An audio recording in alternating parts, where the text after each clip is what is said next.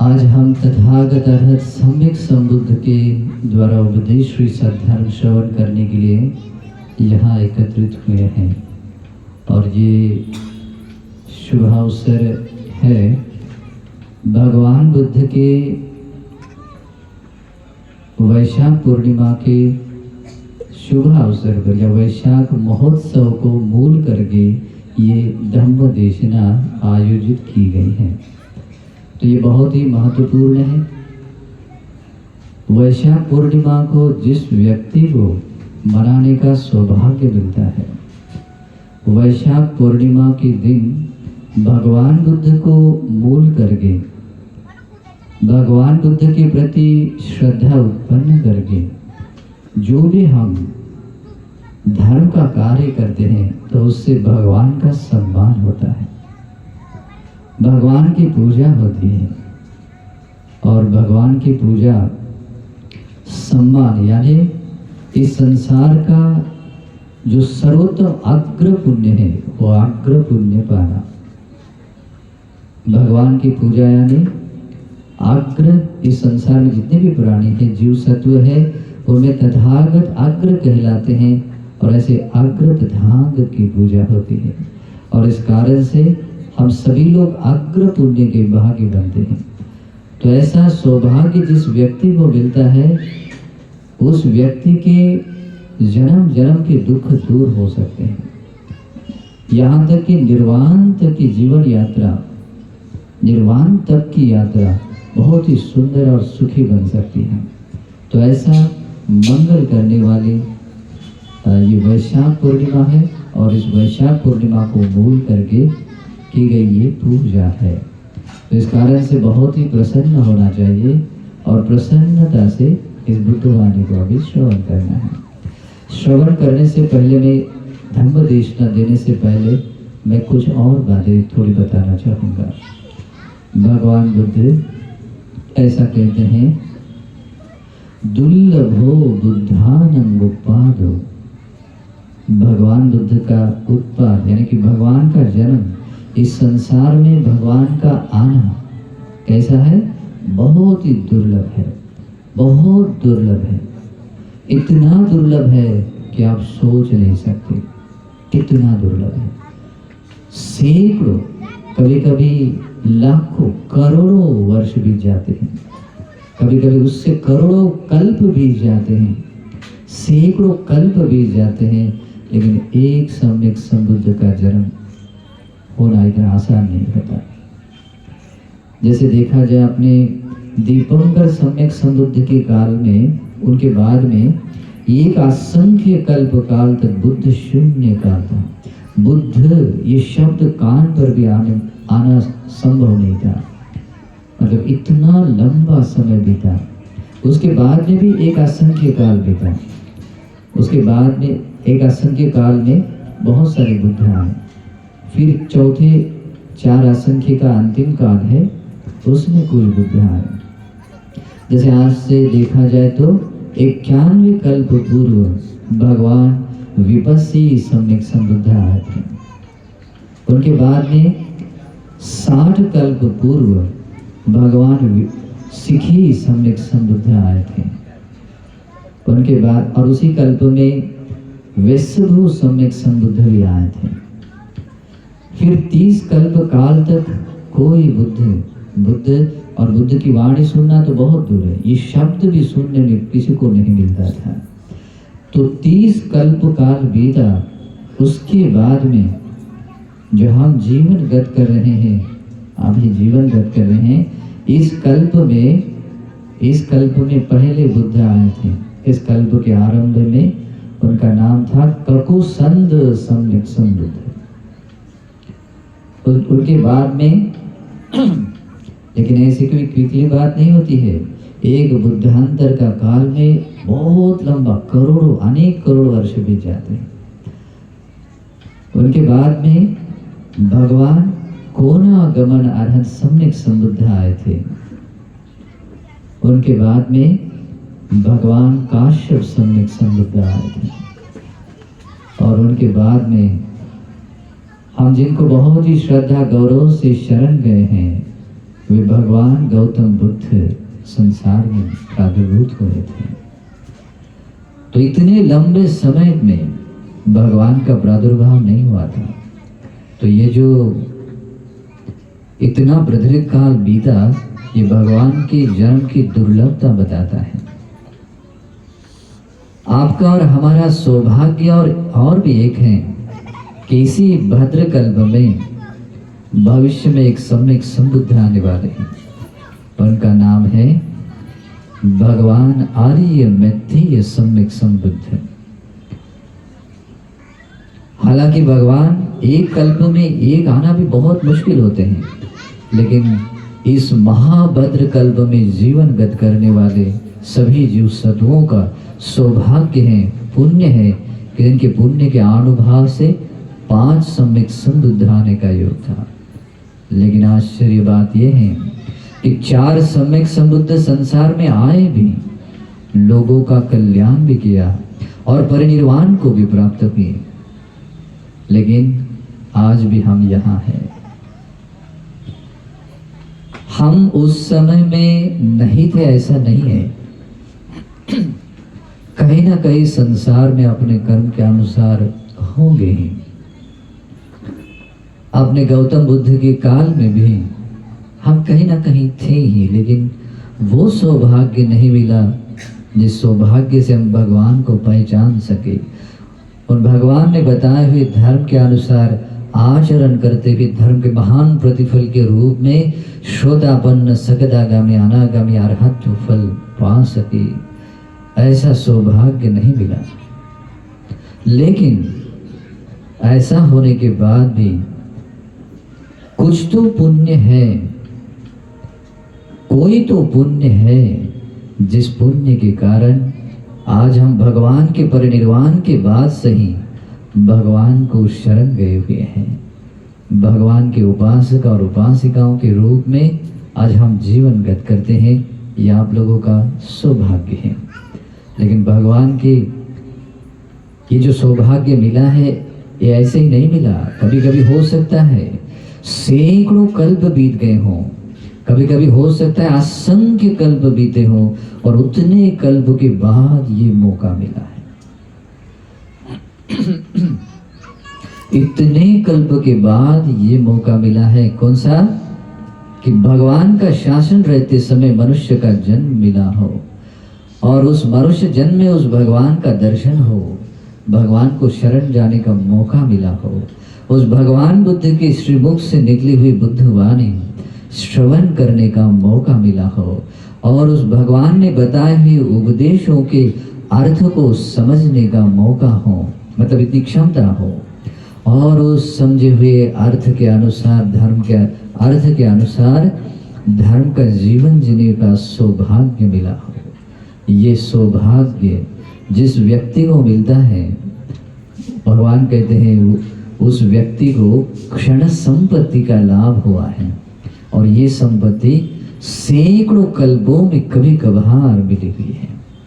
इस कारण से भी बहुत ही प्रसन्न होना चाहिए कि ऐसे दुर्लभ संसार में जो सबसे दुर्लभ भगवान हैं, और वैसे दुर्लभ भगवान के आज हम दर्शन कर पाते हैं, जो भगवान इस तरह लोक का कल्याण करते हैं। दूसरे एक गाथा में भगवान कहते हैं बुद्धो हवे कप सते ही दुर्लभो। सैकड़ों कल्प बीतने के बाद में भी एक बुद्ध का आना बहुत कठिन होता है।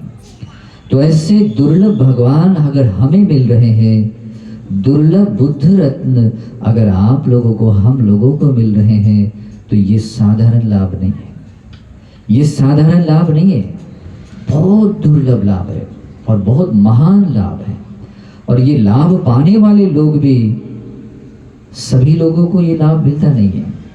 देखिए, भारत में 140 करोड़ से भी ज़्यादा जनसंख्या में लोग रहते हैं, लेकिन सबको ये सौभाग्य मिला है क्या? भगवान को शरण जाने का, भगवान को देखने का सौभाग्य मिला है? नहीं मिला है। भगवान तो उसके बारे में, इसकी दुर्लभता के बारे में तो बहुत उदाहरण से बताते हैं कि बहुत दुष्कर है। सैकड़ों या करोड़ों करोड़ों लोगों में कोई एक व्यक्ति होता है जिनको भगवान का श्रावक बनने का सौभाग्य मिलता है। बहुत ही कठिन है और ऐसा दुर्लभ लाभ हम लोगों को मिला, इसलिए भी बहुत ही प्रसन्न होना चाहिए कि दुर्लभ भगवान का दर्शन हमें मिल रहा है। ये दर्शन ऐसा है, दर्शनों में अनुत्तर दर्शन है। लोग बहुत सारी जगह पर जाते हैं, कुछ कुछ देखने के लिए जाते हैं। कुछ लोग समुद्र देखने के लिए जाते हैं, कुछ लोग किसी राजा को देखने के लिए जाते हैं। राजा का हाथी हो या कोई आजानीय घोड़ा हो या कोई और कोई चीज़ हो। जैसे आजकल लोग कोई सुपरस्टार लोग आते हैं, उनको देखने के लिए जाते हैं। भगवान कहते हैं वो देखना ही है, लेकिन उस देखने से आपका मन शुद्ध नहीं होगा, आपके शारीरिक मानसिक दुख दूर नहीं होंगे। उस देखने से आपको निर्वाण का मार्ग भी नहीं मिलेगा और उस देखने से निर्वाण भी नहीं मिलेगा। लेकिन जिस व्यक्ति को भगवान बुद्ध का दर्शन मिलता है, जिस व्यक्ति को भगवान को देखने का सौभाग्य मिलता है, वो व्यक्ति, उस व्यक्ति को मिलता है, वही कारण बनता है सत्तानंग विशुद्धिया। उस व्यक्ति को सुविशुद्ध बनने के लिए वो दर्शन कारण बनता है। दुख दोमनस्सानंग अथंगमाय। सारे संसार के दुख और चैतसिक दुख से भी परे जाने के लिए, दुखों को नाश करने के लिए वो दर्शन काम आता है। दुख दोमनस्सानंग अथंगमाय न्यायस अधिगमाय। निर्वाण का मार्ग पाने के लिए वो दर्शन काम आता है। देखिए, भगवान को कोई व्यक्ति मिला हो और उस व्यक्ति को निर्वाण का मार्ग न मिले, होगा क्या? नहीं। भगवान तो महाकारुणिक है, बहुत दयावान है।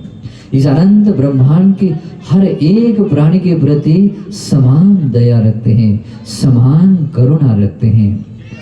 और ऐसे महाकारुणिक भगवान के पास कोई जाए और व्यक्ति खाली कोरा रह जाए, नहीं होगा। तो इसीलिए भगवान कहते हैं भगवान का दर्शन न्यायस अधिगमाय। न्याय कहते हैं निर्वाण के मार्ग को। तो निर्वाण का मार्ग भगवान के दर्शन से मिलता है। और इतना ही नहीं, निब्बाणस सच्च क्रियाएं।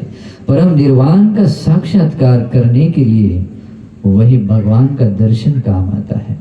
इस कारण से भी उपासकों, ये जो हमें भगवान का दर्शन पाने का सौभाग्य मिला है, इसको समझे, ये कितना दुर्लभ लाभ मिला है। इसी दर्शनों में अनुत्तर दर्शन होने के कारण ही आप ऐसे अपने जन्म जन्म के दुखों को दूर कर सकते हैं। इस निर्वाण के मार्ग को पाकर आप अपनी निर्वाण की यात्रा सुंदर और सुखी बना सकते हैं। ये सौभाग्य मिला है।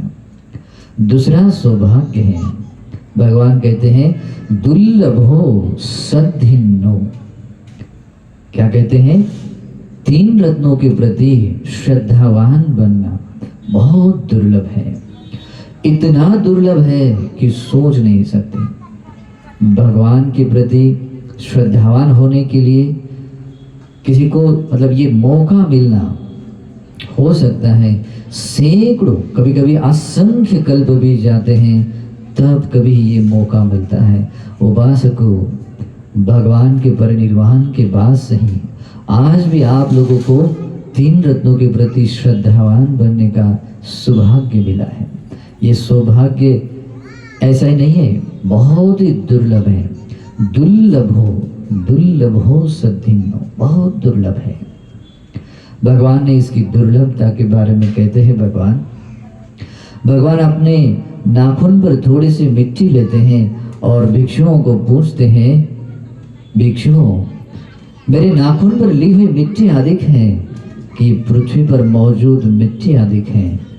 तब भगवान को भिक्षु कहते हैं, भगवान, आपके नाखून पर ली हुई मिट्टी इतनी अल्प है, इतनी कम है, और पृथ्वी इतनी सुविशाल है, तो पृथ्वी पर मौजूद मिट्टी इतने असंख्य प्रमाण में है कि इसको नाखून पर ली गई मिट्टी को संख्या में माप नहीं सकते कि कितनी संख्या में अधिक है। किसी प्रमाण में माप नहीं सकते कितने ब्रह्मांड में अधिक है। इसके बारे में तो यही कह सकते हैं, इस नाखून पर ली गई मिट्टी असंख्य है, अप्रमेय है, यानी कि इसको मापा नहीं जा सकता। भगवान भिक्षुओं को कहते हैं, भिक्षुओं ऐसी ही बात है, ऐसी ही बात है। भगवान के प्रति श्रद्धावान बनने वाले लोग, तीन रत्नों के प्रति श्रद्धावान बनने वाले लोग इस नाखून पर ली गई मिट्टी के प्रमाण में हैं। और जो लोग या जो प्राणी तीन रत्नों के प्रति श्रद्धावान नहीं बन पा रहे हैं, वे पृथ्वी पर मौजूद मिट्टी के प्रमाण में हैं। उपासक हो, अगर आप लोग इस नाखून पर ली गई मिट्टी के प्रमाण में है, सोचिए वो कितना बड़ा दुर्लभ सौभाग्य पाया आप लोगों ने, कितना बड़ा दुर्लभ सौभाग्य पाया है। आप यहाँ पर हैं छोटे से इस प्रमाण में, इसलिए भी प्रसन्न होना चाहिए कि संसार का सबसे दुर्लभ लाभ मिला है। तीन रत्नों के प्रति श्रद्धावान होना साधारण लाभ नहीं है, बहुत बड़ा लाभ है, बहुत बड़ा, मतलब बहुत बड़ा। भगवान तो यहाँ तक कहते हैं, भगवान क्या कहते हैं, जिस व्यक्ति के हृदय में तीन रत्नों के प्रति श्रद्धा प्रकट होती है, जागृत होती है, उस व्यक्ति के लिए अमृत निर्वाण का द्वार खुलता है। इसको पाली में भी कहते हैं, अपारुता थे संगमतस्य द्वारा ये सोतवंतु पमुचंतु सद्धम। इसका अर्थ होता है, भगवान जब ये निर्वाणगामी धर्म की देशना देते हैं और उस देशना को सुनने के बाद उस व्यक्ति को भगवान अरहंत कौन है समझ में आता है, भगवान का धर्म कैसे स्वाखात है समझ में आता है, भगवान का श्रावक संग कैसे सुपरिपन्न है ये समझ में आता है। और ये बोध करते हुए उसके हृदय में ऐसे ही श्रद्धा अगर प्रतिष्ठापित होती है तो भगवान कहते हैं उस व्यक्ति के लिए अमृत निर्वाण का द्वार खुल गया है, अमृत निर्वाण का द्वार खुला है। आप लोगों को पता है, जब भी भगवान बुद्ध ने धर्म की देशना दी है, उस समय में चाहे करोड़ों लोग रहें, करोड़ों या लाखों मनुष्य लोग रहें, जब भगवान धर्म की देशना देते हैं तो जो निर्वाण का मार्ग, जो मुक्ति का मार्ग, सारे दुखों से मुक्त होने का मार्ग, जो सबके लिए अपरिचित होता है, जो बिल्कुल कोई भी नहीं जानता है, मानो सभी चीज ढकी हो, तो धर्म श्रवण करने के बाद यही बात बताते थे, कहते थे भगवान जैसे कोई ढकी हुई चीज हो, किसी ने खुली कर दे, कोई किसी ने खुला कर दिया हो, कोई उल्टी चीज हो जिसने सीधा कर दिया हो, कोई बहुत लंबे समय से कोई रास्ता भटका हो और उसको किसी ने सही रास्ता बताया हो, किसी अंधेरी जगह पर किसी ने तेल का दिया प्रज्वलित किया हो, जिसे आंख वाला आदमी सभी चीजों को देख सकता है। उसी प्रकार से भगवान ने बहुत ही सुंदर प्रकार से धर्म की देशना दी है कि मुझे सत्य का दर्शन हुआ। जैसे भगवान ने आंखें दी हैं, भगवान ने इस भटके हुए को सीधा रास्ता बताया है, और इसी प्रकार से भगवान ने ये धर्म की देशना दी है। और इस कारण से मैं भगवान को जीवन धारा के अंत तक मैं शरण जाता हूँ, भगवान के धर्म को शरण जाता हूँ, भगवान के श्रावक संघ को शरण जाता हूँ। और कहते थे भगवान मुझे आपका आजीवन शरणागत श्रावक के रूप में, उपासक के रूप में स्वीकार कीजिए। ऐसे भगवान के श्रावक बनते थे। तो इनका भगवान का ऐसा श्रावक बनना, वो श्रद्धा उसका मूल बना, और इसी कारण से वो भगवान का व्यक्ति पुत्र बना। श्रद्धा में प्रतिष्ठापित होना यानी कि भगवान का पुत्र होना है, भगवान का श्रावक बनना है। और जिस व्यक्ति के हृदय में ये श्रद्धा जागृत हुई वो भगवान के धर्म में पैदा हुआ व्यक्ति बनता है, वो निर्वाण नगर में प्रवेश किया हुआ व्यक्ति बनता है।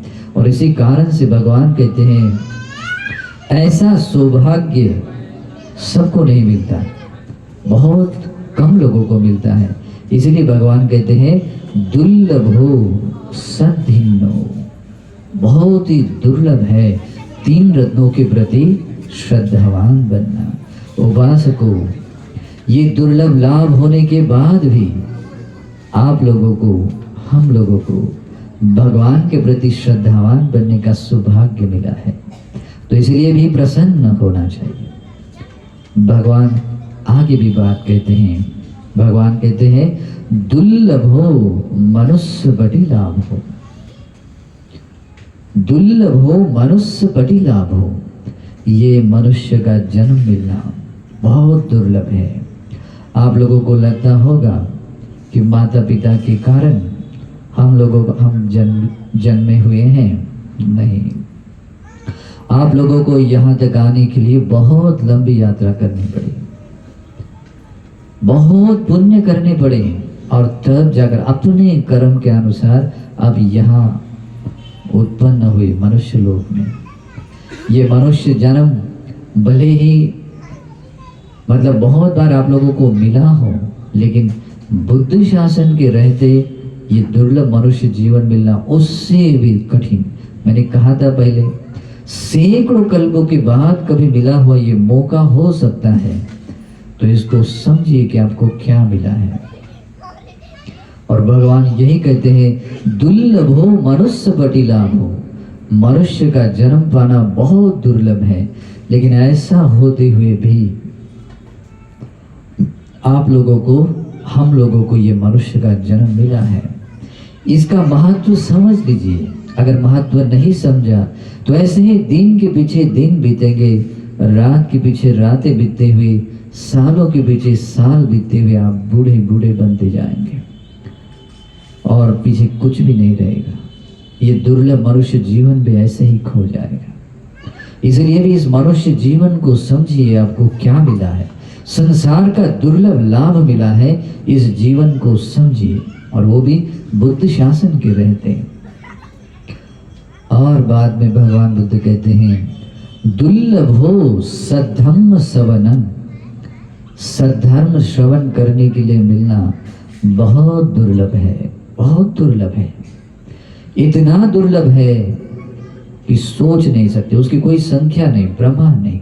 कितने संख्याओं के बाद आपका कोई नंबर आता हो सकता है ये आपका यहाँ धर्म श्रवण करने के लिए जो नंबर आया है, ये आने के लिए आपके करोड़ों करोड़ों लोगों को पास करते हुए आप यहाँ आए हैं, प्राणियों को पास करते हुए आए हैं, और उतने लोगों में आपको मिला है। ये सद्धर्म श्रवण सबको नहीं मिलता है, बहुत कम लोगों को मिलता है। सद्धर्म श्रवण यानी क्या होता है? तथागत अर्हत सम्यक संबुद्ध के द्वारा उपदिष्ट वो सद्धर्म जो निर्वाण की ओर जाता है, उस निर्वाण की ओर ले जाने वाले धर्म की जब भगवान देशना करते हैं, उस देशना को यथार्थ रूप से श्रवण करना वो धम्म श्रवण है, धम्म श्रवण है। और ऐसा धम्म श्रवण जो बहुत ही दुर्लभ है, वो अगर आपको मिल रहा है तो आप कितने भाग्यशाली हैं, पुण्यवान हैं, आप सोच नहीं सकते। इसीलिए भी अपने इस पुण्य को समझिए कि आपको क्या मिला है।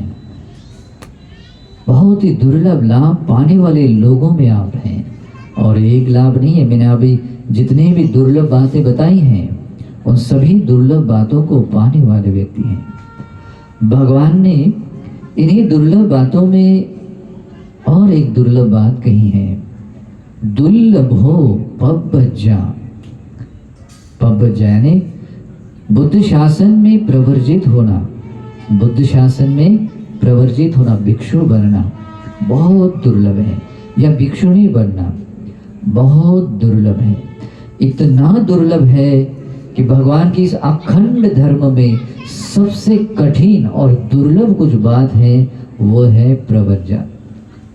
ये कोई आसान बात नहीं है, बहुत कठिन है। और इस कठिन बात को पाने का सौभाग्य भी है, लेकिन इस सौभाग्य का, इस मौके का कौन लाभ उठाएगा पता नहीं। आप लोगों में से कोई आएगा इधर, बहुत ही स्वागत है। ये आप संसार का सबसे दुर्लभ लाभ पा रहे हैं। ये प्रव्रजा पाना यानी क्या है पता है? प्रव्रजा पाना यानी कि निर्वाण के मार्ग में आना है। प्रव्रजा लेते समय ही एक याचना की जाती है, सब दुख नि शरण निब्बाण सच करण थाय। मैं इस सारे संसार दुखों से मुक्त होने के लिए और परम निर्वाण पाने के लिए ही ये ले रहा हूं। हो सकता है कुछ लोग बाद में इस बात को भूल जाए, लेकिन प्रव्रजा तो इसी उद्देश्य से होती है। और बुद्ध शासन में जिस व्यक्ति को प्रव्रजा मिलती है, वो संसार का सबसे दुर्लभ लाभ पाता है, दुर्लभ लाभ पाता है। और सोचिए, जिस व्यक्ति को ये सभी, जितने मैंने 5 बातें बताई, ये सभी दुर्लभ 5 बातें अगर मिल जाती हैं, उस व्यक्ति के जैसा भाग्यशाली व्यक्ति और कोई नहीं है। तो मैंने ये आरंभ में आप लोगों को ये बताने के लिए इसलिए सोचा कि आप लोगों को समझ में आना चाहिए आपके पास में क्या है, आप लोगों को कितना लाभ है। नहीं तो इसके बारे में अगर पता नहीं है, तो इसके बारे में आप अवेयर नहीं है, तो आपको पता भी नहीं है कि आपके पास में कितनी बड़ी संपत्ति है। जैसे अंध व्यक्ति के पास में अगर कोई दुनिया का सर्वश्रेष्ठ अनमोल रत्न दिया जाए, उसको धन दिया जाए और कहें कि ये बहुत ही अनमोल है, वो अंध है, वो बेचारा टटोल कर देखेगा और समझेगा ये तो कोई पत्थर जैसा लग रहा है और नुकीला भी है, ये तो मुझे सॉफ्ट या ऐसा कुछ नहीं लग रहा है, नुकीला है, चुभाने वाला है, नहीं, ये मेरे कुछ काम का नहीं है, और इससे ना मेरा पेट भरेगा और ना ही इससे मैं कुछ दुनिया देख पाऊंगा। उस अनमोल रत्न को नहीं समझ पाता है। तो ऐसे अंध नहीं बनना है। इस मिले हुए सौभाग्य को, इस अनमोल रत्न को, इस अनमोल चीजों को, दुर्लभ चीजों को समझना चाहिए। तो दुर्लभों में दुर्लभ ये सभी चीजें मिली हैं। आज भगवान के परिनिर्वाण के बाद से ही आज भी भगवान धर्म के रूप में विद्यमान है, धर्म के रूप में विद्यमान है। आपको मनुष्य का जन्म मिला है, 3 रत्नों के प्रति श्रद्धावान होने का सौभाग्य मिला है, सद्धम्म श्रवण करने का सौभाग्य भी मिला है और प्रव्रजा पाने का मौका भी है। लेकिन इधर आना इतना आसान नहीं है। अपने घर बात जो भी है जो छोड़कर इधर आना इतना आसान नहीं है। काम भोगों का परित्याग करना, यहाँ तक कि कोई व्यक्ति दिखने में बहुत ही विरूपी है, बहुत ही विरूपी है, उसका घर कौवे के घोंसले जैसा टेढ़ा मेढ़ा है, उसकी बीवी भी बहुत ही विरूपी है, उसके घर में कोई खाना नहीं, कोई चीज नहीं, बस 1-2 बर्तन है, एक वक्त का पका सके इतना चावल है, पीने के लिए 1 गिलास पानी है, बस ऐसे इतना वैभव है, कोई सुख नहीं है। और बीवी भी ऐसी, हर समय में गालियों से बात करने वाले, 2-4 चाटा मारकर ही बात करने वाले। सुख मिलेगा क्या? सुख नहीं। लोग बोलेंगे बीवी में सुख है, लेकिन वो हमेशा बात करेंगे तो गाली के साथ, नहीं तो मार के साथ में। क्या उस घर में उस व्यक्ति को सुख मिलेगा? नहीं मिलेगा। लेकिन वैसे सुख को, वैसे उस प्रकार के काम भोग, उस प्रकार के सुख में भी आदमी ऐसे आसक्त होता है, उसको भी वो व्यक्ति छोड़ नहीं सकता। छोड़ सकता है? उसके मन में आएगा अरे कितना संसार में दुख है, चलो मैं संसार दुखों से मुक्त होने के लिए प्रवर्जा लूंगा। नहीं, वो ऐसा नहीं हो सकता। तो इस कारण से भी अगर आप लोगों के मन में आ रहा है तो बहुत अच्छी बात है। ओके, तो ये दुर्लभ लाभ पाने वाले लोग आप हैं, तो आपको ये परिचय हो और इसका महत्व आप लोगों को समझे और इसका महत्व समझते हुए इस बुद्ध शासन से, इस जीवन से कुछ प्रयोजन लेने वाले बने। इसीलिए मैंने आरंभ में आप लोगों को कुछ बातें बताई हैं। अगर इससे अपने प्रयोजन नहीं लिया तो क्या होगा पता है आप लोगों को? ये सब कुछ जलकर भस्म हो जाएगा, ये जलकर संपूर्ण खत्म हो जाएगा। मैं एक उदाहरण बताता हूँ। वाराणसी में एक सेठ था जिसके पास में 80 लाख करोड़ स्वर्ण मुद्रा थे। छोटा नहीं, उस गोल्डन कॉइन्स वाला। उस समय में धनवानों में उस राज्य में पहले स्थान पर था और उसको एकलौता पुत्र था। फिर वो युवा बनने के बाद में वो सोचते थे मेरे पास इतनी धन संपत्ति है, मेरा बेटा अगर ऐसे ही बैठकर खाना खाकर रहेगा, 7 पीढ़ी तक बैठकर खाएगा तब भी खत्म नहीं होगा, तो उसको कुछ सिखाने की जरूरत नहीं है। बाद में जब युवा बन जाता है, उसी प्रकार के धनवान फैमिली की एक लड़की से विवाह किया जाता है। विवाह होने के बाद थोड़ा समय बीत जाता है। बाद में वो पेरेंट्स मरने के बाद दोनों परिवार की संपत्ति एक हो जाती है। तो 160 लाख करोड़ स्वर्ण मुद्रा वाले, मतलब ऐसा धन रहता, बाकी धन की तो बात ही क्या है। तो सोचिए वो व्यक्ति कितना धनवान है। लेकिन बाद में मूर्ख लोगों की संगति में आता है, जो लोग दारू पीते हैं, जो लोग बुरे कर्म करते हैं, ऐसे लोगों के संपर्क में आया। उसको पाप मित्र मिले हैं, उनके अच्छे मित्र नहीं मिले, और उस कारण से उन्होंने दारू पीना शुरू किया, लड़कियों को बुलाना शुरू किया, उनका नृत्य करके उनको बहुत पैसा देते थे। और उस समय में एक एक नृत्य करने वाली स्त्री को 1 लाख स्वर्ण मुद्रा दिया जाता था। तो ऐसे करते करते वो पूरा अपने पैसों को बर्बाद करता हुआ अपना समय बिता रहा था। समय बिताते बिताते वो समय बहुत भाग्यशाली समय था, लेकिन ऐसे प्रमाद में अपना समय बिताते बिताते उसने अपना सारा धन बर्बाद कर दिया। बाद में बहुत सारा कर्जा लिया, कर्जे को भी वो वापस न करने के उसका सारा महल सब कुछ ले लिया। बाद में हाथ में कटोरा लिया, दोनों इतने सुकुमार थे, दिखने में भी बहुत सुंदर थे, लेकिन बाद में दोनों के हाथ में कटोरा आया और रास्ते के फुटपाथ पर रहने वाले बने। उस समय भगवान बुद्ध आनंद बंदे और भिक्षु संघ के साथ में भिक्षा के लिए जा रहे थे। ये घटना है वाराणसी की। तो भगवान आनंद को कहते हैं, आनंद इस सेठ को देख रहे हो? कहते हाँ भगवान मैं देख रहा हूँ। ये सेठ और इसकी बीवी अगर युवा अवस्था में प्रवर्जित हो जाते, भिक्षु बन जाते, तो वे दोनों ही अरहंत वो अरहंत बनता और उसकी बीवी अनागामी बनती। ये दोनों भिक्षु बन जाते तो अरहंत बन जाते। कुछ है प्रॉब्लम? नहीं। लेकिन वो भिक्षु बना नहीं, शादी की, लेकिन फिर कोई बात नहीं, अपनी युवा अवस्था में अगर बिजनेस करता, उस समय में भी बिजनेस करता तो पूरे भारत का 1 नंबर का धनवान व्यक्ति बनता। लेकिन उसने बिजनेस भी नहीं किया, भिक्षु भी नहीं बना। अगर वो मध्यम अवस्था में प्रवर्जित होता तो वो उपासक अनागामी बनता, उसकी बीवी शोधापन्न बन जाती, आगे सकदागामी बनती। तो उसके बाद मध्यम उम्र में भी नहीं बना, जब उम्र ढल गई और उसके बाद में तब भी कुछ नहीं किया।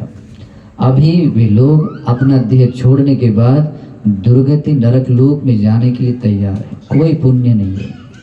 देखिए, अरहंत बनने का पुण्य यानी कि उसको दुर्लभ मनुष्य का जीवन मिला, भगवान बुद्ध मिले, भगवान के प्रति श्रद्धावान बनने का पुण्य था, भगवान की वाणी श्रवण करने का पुण्य था, और उस धर्म के अनुसार जीवन जीकर उस महान प्रतिफल को पाने का सौभाग्य था।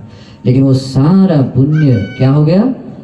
खत्म हो गया। उस व्यक्ति ने अगर पहचाना होता तो आज वो वैसी उसकी हालत नहीं होती है, उस समय उसकी हालत वैसे नहीं होती है ना। आज वो अरहंतों में एक होता है।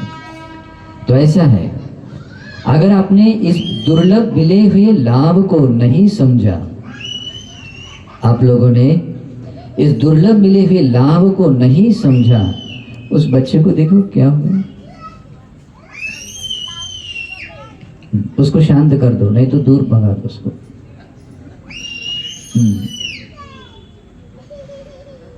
उसका जो पेरेंट्स है उसको लेकर जाने के लिए बोला।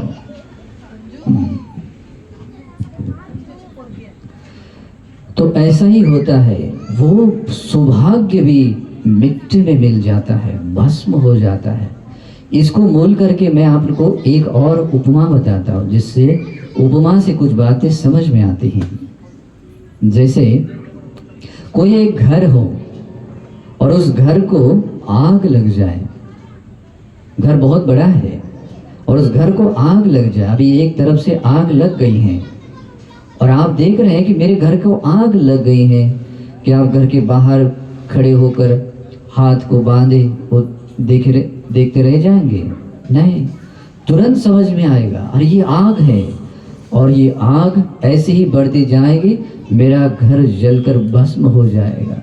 खाली घर ही नहीं, उस घर में बहुत सारी मूल्यवान चीजें हैं, मेरे अच्छे पहनने वाले कपड़े हैं, खाना पीना है, मूल्यवान धन है, और भी बहुत सारी चीजें हैं जिस कारण से मैं सुखी बनता हूँ, वो सारी चीजें हैं, वो भी जल जाएगी। वो क्विकली एक्शन लेता है, क्या लेता है?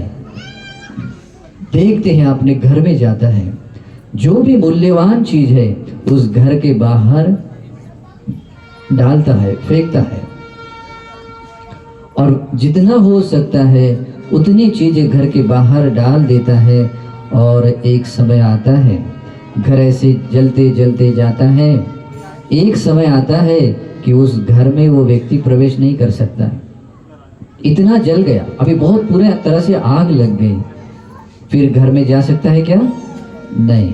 बाद में सोचता है नहीं, अभी मैं और घर में नहीं जा सकता, लेकिन मैंने जितना उससे बाहर निकालना चाहिए उतना मैंने निकाला है। ओके। और बाद में जब घर परिपूर्ण जलकर भस्म हो जाता है, तो बस उस व्यक्ति के पास वही बच जाता है जो उसने उस घर से बाहर कुछ चीज डाली होती हैं। तो भगवान कहते हैं, भिक्षुओं, ऐसी ही बात है। खास करके ये उपदेश एक ब्राह्मणों को दिया हुआ उपदेश था। जो ब्राह्मण 120 वर्ष के थे, और बाकी भी भिक्षुओं को भी ये उपमा बताई हैं। तो कहते हैं भगवान, भिक्षुओं, ये ब्राह्मणों कहते हैं कि ब्राह्मण ऐसी ही बात है, ये अपना जो जीवन है, ये अपना जीवन बुढ़ापा और मृत्यु रूपी अग्नि से जल रहा है, मृत्यु रूपी अग्नि से प्रज्वलित है। और ये मृत्यु की अग्नि कब लगी पता है आप लोगों को? कल से लगी? जन्म से। उसको कहते हैं उपत्तिया सहे वेदं मरणं आगतं सदा।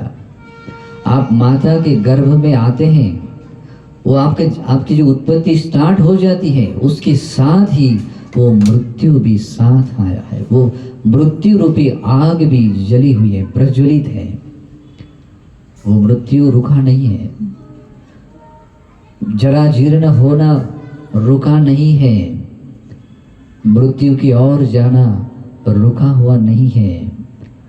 बिना रुके अविरत रूप से ये अग्नि जल रही है। ये बुढ़ापा रूपी अग्नि, ये मृत्यु रूपी अग्नि जल रही है। और ऐसे जलते हुए, बुढ़ापा और मृत्यु रूपी अग्नि से जलते हुए इस जीवन से अगर आपने प्रयोजन नहीं लिया, इस जीवन, जैसे उपमा के रूप में बताया है, इस जीवन को मूल करके अपनी ये जो पुण्य है, कुशल कर्म है, उसको अगर ऐसे करके बाहर नहीं डाला है, इस देह का उपयोग करके अपने शील का पालन करके पुण्य नहीं किया, दान देकर पुण्य नहीं किया,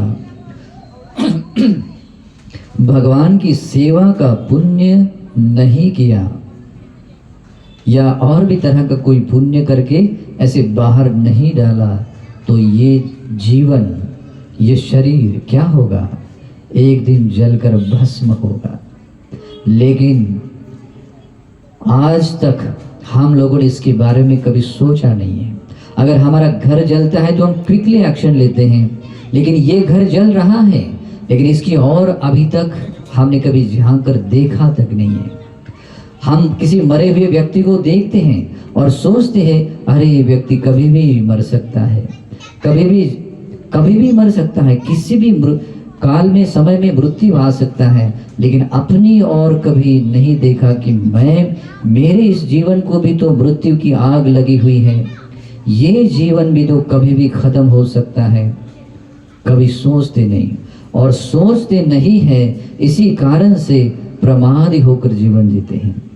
दिन के पीछे दिन ऐसे ही बीतते हैं, है ना, खाली टीवी लगाकर, नहीं तो किसी गार्डन में जाकर 2-4 लोग मिलते हैं, चटर बटर से बात करते हुए पूरा दिन बिताते हैं, या बात करने के लिए आओ बोलते हैं, पूरा दिन बिताते हैं, है ना। इसको लगी हुई आग को समझ नहीं पा रहे हैं, और इस आग से खाली आपका ये देह ही नहीं जल रहा है, ये देह जो दुर्लभता से ये जीवन मिला है वो तो जल रहा है, साथ में वो पुण्य भी जल रहा है जो भगवान बुद्ध का दर्शन करने का पुण्य था, भगवान की वाणी सुनने का पुण्य था, भगवान के धर्म के अनुसार आचरण करके जो प्रतिफल पाने का पुण्य था, वो भी जल रहा है। इसलिए इस जलते हुए इस शरीर के जीवन से आपको प्रयोजन लेना आना चाहिए। अगर नहीं लिया तो कुछ भी बचेगा नहीं, यहाँ कुछ भी बचता नहीं है। आदमी जब मरता है, बूढ़ा होता है, जब बहुत ही बूढ़ा बन जाता है, तो उसको अगर कह दिया कि बुद्ध विहार में बंदे जी आए हैं जहाँ तो प्रवचन सुनने के लिए, उसको एक कदम भी नहीं रख सकता, हाथ ऐसे, पैर पूरा थर थर कांपते हैं, आंखें कमजोर होती है, कान में सुनने में नहीं आता है और बैठना भी नहीं होता है। उस समय में उसको कहा कि जाकर कुछ पुण्य करो, कर सकता है क्या? ध्यान करो, नहीं कर सकता है। तो ऐसे ही वो बहुत ज़्यादा घर जल गया, उस समय में अगर आंखें खुल गई वो तब कुछ नहीं कर सकते। इसीलिए समय से पहले अपना कर्तव्य कीजिए। इसलिए भगवान ने हमेशा एक बार कहा है, क्या कहा है? अज्जेव किच्चंग आतपं को जन्या मरणं सुवे, कौन जाने कल मरण हो। इसलिए आज ही अपना कर्तव्य कीजिए, और ऐसा कर रहे हैं या करते हैं तो आप इस जीवन को मूल करके वो पुण्य आप ऐसे बाहर डाल रहे हैं जो पुण्य आपको बाद में भी काम आ जाए, बाद में भी काम आता है। नहीं तो ये तो जीवन तो खत्म हो जाता है। इस कारण से भी ये जो मिला हुआ सौभाग्य है और मिले हुए दुर्लभ 5 बातें हैं, इन बातों को समझते हुए इससे प्रयोजन लीजिए। और इस प्रयोजन से आप क्या कर सकते हैं पता है? आपके इस मनुष्य जीवन को सुखी बना सकते हैं। अपना देह छोड़ने तक अपनी जीवन यात्रा को बहुत सुंदर बना सकते हैं। अपना देह छोड़ने के बाद 100% चारों दुर्गति अपाय लोक से अपने आप को मुक्त कर सकते हैं।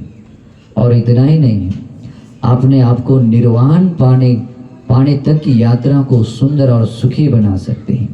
इस बुद्ध शासन में अगर आपको निर्वाण पाने का सौभाग्य नहीं मिला, इस बुद्ध शासन के रहते हुए अगर आपको निर्वाण पाना संभव नहीं हुआ, तो आपको भविष्य में आने वाले आर्य मैत्रेय सम्यक संबुद्ध के काल में अरहंत बनने का सौभाग्य मिलेगा। ये लाभ आपको मिलेगा। अगर आपने ये लाभ नहीं उठाया, ये जो लाभ नहीं पाया, तो ये भी क्या होगा, एक दिन भस्म होगा। जैसे कोई घर जलता है और उसमें से कुछ नहीं निकाला तो जलकर राख हो जाएगा। इस कारण से भी प्रमाद मत कीजिए, इससे प्रयोजन लीजिए और प्रयोजन लेकर ऐसे पुण्य संचित कीजिए, और ये पुण्य ही आपके सारे सुखों का कारण है। इसलिए भगवान कहते हैं, पुण्यंचे पुरिसो कैरा कैरा तेथ पुनम पुनम तम छंदं कैराथ सुखो पुण्यस्य उच्चयो। इसका मतलब होता है पुण्यंचे पुरिसो कैरा, अगर आप लोग पुण्य करने वाले हैं तो वो ऐसा पुण्य करना ही चाहिए। कैरा तेथ पुनम पुनम, वो पुण्य बार बार करना चाहिए, बार बार करना चाहिए। तम छंदं कैराथ, वो पुण्य करने के लिए मन में इच्छा भी जगानी चाहिए, इच्छा भी जगानी चाहिए। क्यों जगानी चाहिए? सुखो पुण्यस्य उच्चयो, सभी सुखों का कारण वो पुण्य कर्म है, वही पुण्य कर्म है। इसीलिए भगवान बुद्ध कहते हैं, यथापि पुष्प राशिम कैरा माला गुणे बहु एवं जातेन मच्छेन कर्तव्यं कुशलं बहु। भगवान कहते हैं, जैसे कोई जो माली होता है किसी उद्यान में जाकर बहुत सारे फूल तोड़ता है, अलग अलग तरह के फूल लाता है और उस फूलों से बहुत सुंदर माला बनाता है, और माला बनाकर उससे वो प्रयोजन साध्य करता है। अगर धन कमाना है तो बहुत अच्छा धन कमा सकता है, कुछ डेकोरेट अच्छा बनाना है तो वो भी कर सकता है। क्यों? क्योंकि उसके पास फूलों का बहुत बड़ा ढेर है, फूलों का बहुत बड़ा ढेर है। इसलिए भगवान बुद्ध कहते हैं, ऐसे ही एवं जातेन मच्छेन, ये जो हम जन्म लेते हैं, मरते हैं, और ऐसे स्वभाव वाले व्यक्तियों ने क्या करना चाहिए? कर्तव्यं कुशलं बहु, आपने बहुत पुण्य कमाना चाहिए। जैसे वो माली बहुत सारे फूलों का ढेर बनाता है, तो ढेर होने के फूल बहुत होने के कारण वो सुंदर माला बना सकता है। और उसके पास ये 2 4 5 फूल रहे और बोले कि उसको बहुत सुंदर माला बनाओ जो मुझे बालों को लगानी है, क्या वो बना सकता है? नहीं बना सकता। उसके लिए बहुत फूल चाहिए, और बहुत फूल होते हैं तो बहुत सुंदर फूल वो माला बना सकता है। तो भगवान कहते हैं, और एवं जातेन मच्छेन कर्तव्यं कुशलं बहु, बहुत अधिक मात्रा में पुण्य करना चाहिए जो हमारे जन्म लेने और मृत्यु के स्वभाव वाले व्यक्ति हैं होने के कारण। और ये पुण्य होता है तो पुण्य का बहुत बड़ा ढेर होता है, तो पुण्य से क्या मिलता है? सभी प्रकार की सुख संपत्ति मिलते हैं। ऐसी कोई चीज नहीं है जो चीज उस व्यक्ति के पास नहीं होती है। सोचिए, अनाथ पिंडक या विशाखा अगर बहुत गरीब होती, बहुत गरीब, जिसको एक वक्त का खाना भी मुश्किल है, क्या वो भगवान की वैसी सेवा कर पाती? क्या वो भगवान के लिए इतना बड़ा विहार बनाकर संघ को दान दे पाती? क्या अपने घर में प्रतिदिन हजारों भिक्षुओं को भोजन दान दे पाती? नहीं दे पाती। वो पुण्य से, वो पुण्य का ढेर उस व्यक्ति के पास में। इस कारण से भी आप लोगों को भी लगता है कि आप भी ऐसे ही महान फलों को पाने वाले बने, तो पुण्य कमाना चाहिए, पुण्य का ढेर होना चाहिए।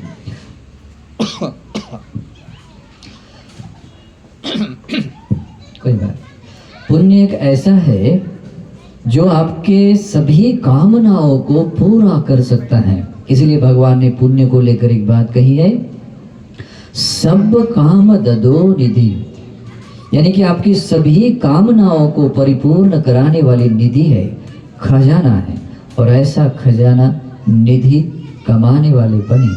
अगर नहीं कमाएंगे तो ये भौतिक चीजों को ही भौतिक धन संपत्ति को ही कमाने के लिए अपना समय देंगे तो क्या होगा? ये संपत्ति आपको सुखी बनाए ये भी कह नहीं सकते। देखिए बहुत बड़े बड़े धनवान लोग भी हैं, बहुत पैसा कमाते हैं और जब कमाने के बाद मर जाते हैं, है ना। वो सारा पैसा दूसरे को यूज करता है ना। कुछ पैसा बहुत कमा लेते हैं, कभी एक बार बाढ़ आती है सब कुछ बहा कर ले जाता है, कभी कभी आग लग जाती है, आग से पूरा उसकी भस्म हो जाती है। कोई चोर आता है चुरा कर ले जाकर खत्म कर देता है। कोई राजा आता है अवैध संपत्ति है समझकर पूरा का पूरा ले जाता है, या कुछ भी प्रॉब्लम हुआ है, दोष हुआ है, सारा उसकी प्रॉपर्टी राजा छीन कर ले जाता है।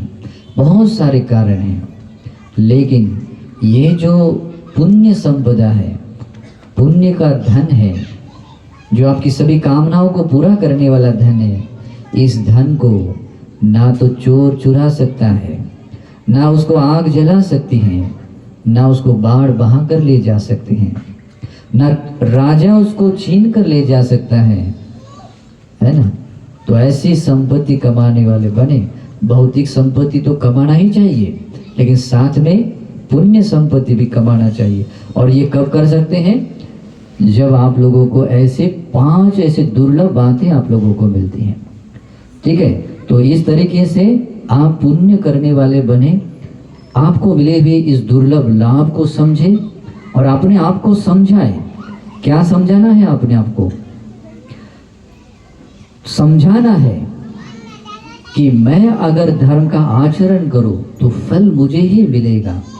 कोई दूसरा आचरण करेगा तो दूसरे को फल मिलेगा, मुझे फल नहीं मिलेगा। कोई दूसरा पुण्य करे और वो मुझे मिले, नहीं होगा। इसलिए मुझे ही पुण्य करने हैं और साथ में मुझे खुद को ही सुखी बनाना है, खुद को ही दुर्गति आपाय लोक से मुक्त कराना है, खुद को ही सुगति गामी बनाना है और खुद को ही निर्वाण तक पहुंचना है।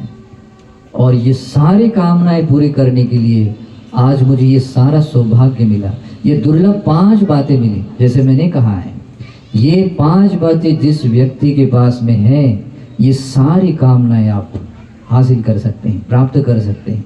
अगर आप चाहते हैं कि मैं अपने इस मनुष्य जीवन को सुखी बनाऊं, आप चाहते हैं कि मैं दुर्गति आपाय लोक से मुक्त हो जाऊं, आप चाहते हैं कि मैं सुगति गामी बनूं, आप चाहते हैं कि मैं अरहंत बनूं, मैं निर्वाण तक पहुंचने वाले बनूं, तो हर एक कामना पूरी कर सकते हैं अगर आपके पास में ये चीजें हैं। तो मैंने आपको यही परिचय दिया कि आप लोगों के पास में वो चीज है। अभी मैं बताता हूं, ये आप लोगों की सब चीजें हैं। अगर आप चाहते हैं कि मैं सचमुच इस मौके का लाभ उठाने वाला बनूं, तो मैं आप लोगों को एक स्वतंत्र एक उपदेश बताता हूं। इसको अभी ध्यान से सुनिए। इसी को कहते हैं श्रोतापत्ति के अंग। क्या कहते हैं? श्रोतापत्ति के अंग। इसका मतलब होता है आपको निर्वाण के इस स्रोत में, इस मार्ग में लाने वाले अंग हैं। यानी कि आप सचमुच भगवान के इस धर्म में आप आ सकते हैं, तो उस अंग को समझ लीजिए। पहला अंग आता है कल्याण मित्र की संगति करना। पहला अंग कौन सा है? कल्याण मित्र की संगति करना। कल्याण मित्र यानी कौन? भगवान बुद्ध, या भगवान बुद्ध के श्रावक, जो सभी शील समाधि प्रज्ञाओं से युक्त हैं। ऐसे भगवान बुद्ध के जो सुपटिपन्न श्रावक है, साम्यजिपटिपन्न श्रावक है, वे श्रावक कल्याण मित्र हैं। तो आपको क्या करना पड़ेगा? कल्याण मित्र की संगति करनी पड़ेगी। अभी सभी दुर्लभ बातों से अभी प्रयोजन लेना है, और अभी अपने मैंने जो जिक्र किया इन इच्छाओं को आपको पूरा करना है, तो आपको आरंभ में एक बात करनी पड़ेगी। पहला है कल्याण मित्रों की संगति करना। ये स्टार्टिंग पॉइंट है, ये स्टार्टिंग है। अगर गलती से भी पाप मित्रों की संगति में चले गए, बुरे मिथ्या दृष्टि लोगों की संगति में चले गए, अनर्थ होना शुरू हो गया। इस कारण से भारत का बहुत बड़ा दुर्भाग्य है कि आज भारत के लोग विविध प्रकार के मिथ्या दृष्टि लोगों की संगति में गए हैं, उनको शरण गए हैं। बहुत सारे क्षत्रिय लोग, ब्राह्मण लोग, वैश्य लोग और बाकी पारिवारिक लोग गलत लोगों की संगति में गए हैं। ये भारत के लोगों का दुर्भाग्य है। ओके, कि भगवान के समय में देखिए करोड़ों करोड़ों लोगों ने, चाहे वो क्षत्रिय हो, ब्राह्मण हो, वैश्य आदि कर कोई भी क्यों न हो, वो भगवान की तरफ आए और भगवान की संगति की, भगवान के श्रावकों की संगति की, और उनको क्या मिला? निर्वाण का मार्ग मिला, निर्वाण का मार्ग मिला। भगवान को एक बार आनंद बंते जी कहते हैं, भगवान मेरे मन में एक ऐसा विचार आया कि भगवान बुद्ध जैसे सत्पुरुष कल्याण मित्र हमें मिले, अरहंत सारिपुत्र मोगलान आदि अरहंत लोगों जैसे कल्याण मित्र मिले, ये मिले हैं तो मुझे ऐसा लग रहा है इनका मिलना यानी कि निर्वाण का आधा मार्ग मिलने जैसा ही हो गया, पूरा आधा मार्ग ही मिला। तो भगवान कहते हैं आनंद को, आनंद ऐसा मत कहो। क्या कहते हैं? आनंद ऐसा मत कहो।